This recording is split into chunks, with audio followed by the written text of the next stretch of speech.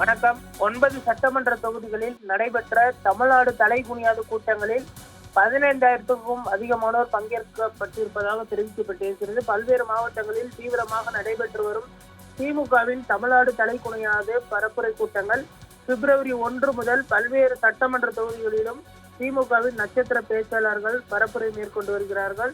தமிழ்நாட்டின் பல்வேறு மாவட்டங்களிலும் தீவிரமாக நடைபெற்று வரும் திமுகவின் தமிழ்நாடு தலைகுனியாது பரப்புரை கூட்டங்கள் பிப்ரவரி 1ஆம் தேதி முதல் தமிழ்நாட்டில் உள்ள பல்வேறு சட்டமன்ற தொகுதிகளிலும் தமிழ்நாடு தலைகுனியாது என்ற தலைப்பில் திமுகவின் நட்சத்திர பேச்சாளர்கள் பரப்புரை செய்து வருகின்றனர். நேற்று திருவண்ணாமலை, கோவை, சேலம், விருதுநகர், தஞ்சாவூர், சிவகங்கை உள்ளிட்ட 9 மாவட்டங்களில் தமிழ்நாடு தலைகுனியாது பரப்புரை கூட்டங்கள் நடைபெற்றன. ஒரத்தநாடு தொகுதியில் நடைபெற்ற பரப்புரை கூட்டத்தில் அமைச்சர் ராஜகண்ணப்பன் அவர்கள் உரையாற்றினார். திருத்தணி, சேலம் மேற்கு, மேட்டுப்பாளையம் ஆகிய சட்டமன்ற தொகுதிகளில் திமுக எம்பிக்கள் பங்கேற்று உரையாற்றினார்கள்.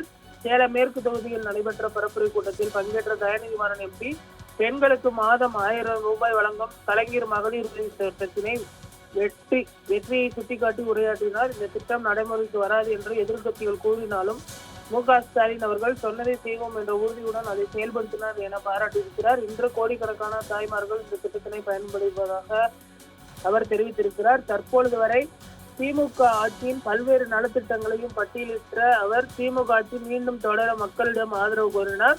9 சட்டமன்ற தொகுதிகளில் நடைபெற்ற இந்த கூட்டங்களில் 15,000க்கும் மேற்பட்ட மக்கள் கலந்து கொண்டதாக தற்பொழுது தெரிவிக்கப்பட்டிருக்கிறது. வரக்கூடிய காலங்களில் மேலும் பல்வேறு இடங்களிலும் இதுபோன்ற கூட்டங்களை நடத்துவதற்கும் திமுக தலைமை உத்தரவிட்டிருக்கிறது.